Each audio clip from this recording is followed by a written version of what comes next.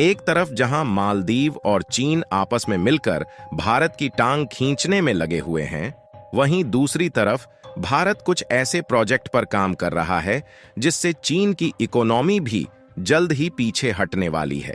और इसमें सबसे ज्यादा नुकसान मालदीव को होने वाला है, क्योंकि भारत के प्रधानमंत्री नरेंद्र मोदी ने किसी अन्य कंट्री की बजाय भारत में ही 1 करोड़ घरों की छत पर सोलर पैनल्स लगाने की बात कही है। इससे मालदीव को इसलिए नुकसान होने वाला है क्योंकि भारत की कुछ कंपनियां मालदीव में सोलर पार्क सेटअप करने वाली थी, लेकिन अब मालदीव में सोलर पार्क सेटअप करने की बजाय इस प्रोजेक्ट पर भारत में खुद इन्वेस्ट किया जा रहा है। दरअसल भारत के अयोध्या में राम मंदिर की सफलतापूर्वक प्राण प्रतिष्ठा के बाद भारत सरकार ने सूर्योदय योजना का अनाउंसमेंट कर दिया है। इस प्रोजेक्ट का मुख्य मकसद पॉल्यूशन को कम करने के साथ साथ इलेक्ट्रिसिटी कंजप्शन के लिए उपयुक्त मात्रा में इलेक्ट्रिसिटी जनरेट करना है। यही नहीं, इसके अलावा इस प्रोजेक्ट की केबल सिंगापुर तक बिछाई जानी है, जिससे अन्य देशों को भी इलेक्ट्रिसिटी एक्सपोर्ट करके प्रॉफिट कमाया जा सके।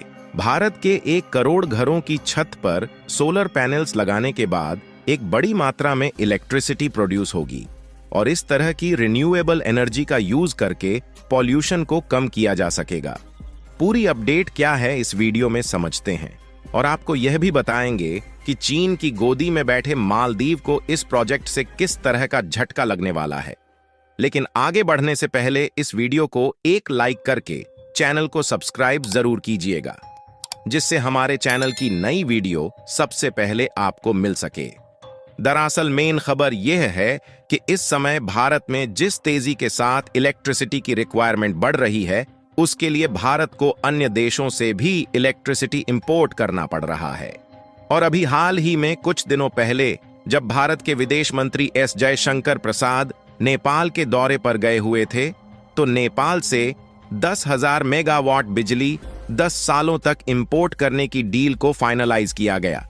यानी कि भारत में इस समय जितनी तेजी के साथ इलेक्ट्रिसिटी की रिक्वायरमेंट बढ़ रही है, वह भारत में प्रोड्यूस करना नामुमकिन हो चुका था। लेकिन अब भारत सरकार ने एक ऐसे प्रोजेक्ट की तैयारी शुरू कर दी है जिससे कि इलेक्ट्रिसिटी की रिक्वायरमेंट को आसानी से पूरा किया जा सके, क्योंकि अन्य देशों से इलेक्ट्रिसिटी इंपोर्ट करने के लिए भारत को हाई अमाउंट पे करना होता है, जिसके लिए भारत की फॉरेन करेंसी फिजूल खर्च हो जाती है।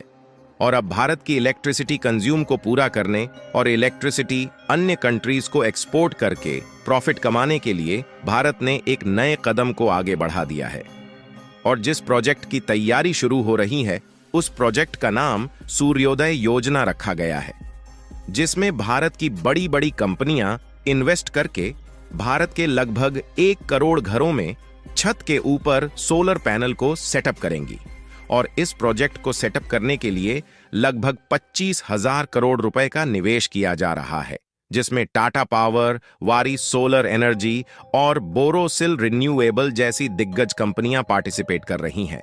और कमाल की बात यह है कि ये सभी कंपनियां सोलर प्रोडक्शन के लिए काफी बड़ी कंपनी मानी जाती है और भारत की यह सभी कंपनियां अमेरिका जैसे देशों में भी सोलर पार्क सेटअप कर चुकी हैं। एक समय चीन, जो कि दुनिया का सबसे बड़ा सोलर प्रोड्यूसर कंट्री हुआ करता था, लेकिन भारत ने उसे पीछे करना शुरू कर दिया है।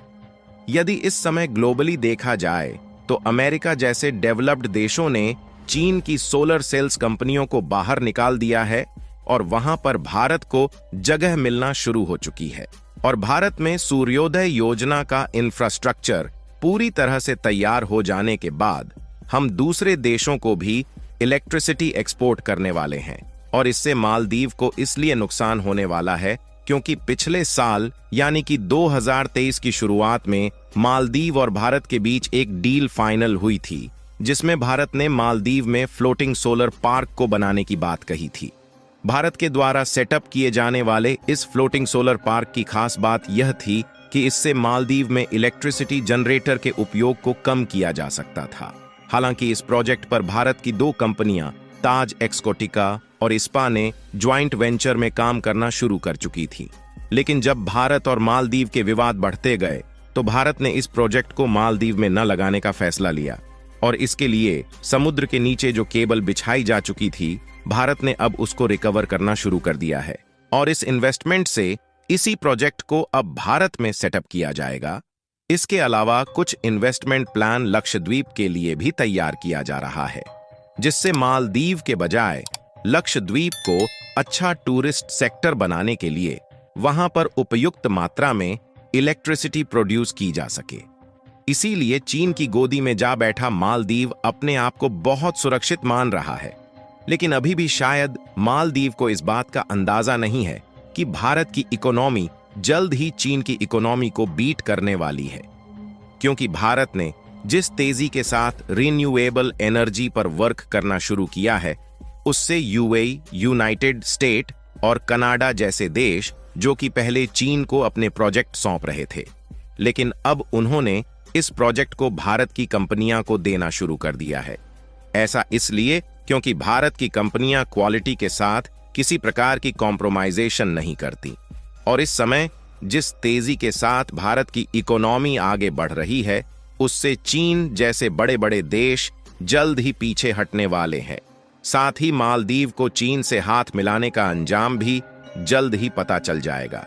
इसके अलावा इलेक्ट्रॉनिक कंपोनेंट्स के मामले में भारत का एक्सपोर्ट हर साल बढ़ता जा रहा है, और पिछले 9 मंथ्स के डाटा को देखा जाए तो इसमें लगभग 22% की बढ़ोतरी देखी गई है।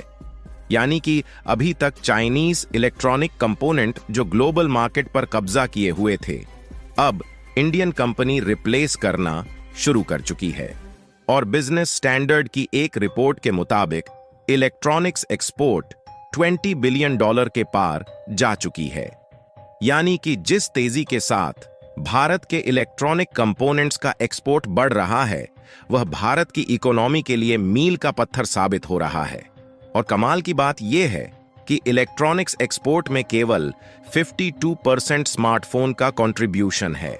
और इससे भी अच्छी बात यह है कि भारत में प्रोड्यूस एप्पल्स के आईफोन सबसे ज्यादा ग्लोबल मार्केट में एक्सपोर्ट किए गए हैं, और एप्पल्स के आईफोन की कीमत ज्यादा होने के कारण इसका प्रॉफिट मार्जिन भी अधिक होता है, जिससे भारत की जीडीपी में इसका भी कंट्रीब्यूशन काफी ज्यादा होता है। आपको बता दें कि मालदीव ने भले ही भारत से दुश्मनी मोल लेकर चीन के साथ ट्रेड रिलेशंस को बढ़ाना शुरू कर दिया है, लेकिन जल्द ही मालदीव को इस गलती का अंजाम पता चलने वाला है। बाकी आप लोगों को क्या लगता है कि जिस तेजी के साथ भारत का इलेक्ट्रॉनिक एक्सपोर्ट बढ़ रहा है, भारत चीन को पीछे कर पाएगा या नहीं? अपनी राय कमेंट में जरूर बताएं।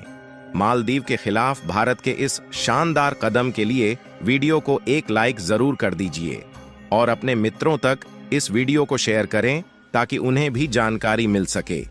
इसी तरह और भी नॉलेजेबल वीडियो देखने के लिए चैनल को सब्सक्राइब करके बेल नोटिफिकेशन को ऑल पर जरूर रखें। जय श्री राम।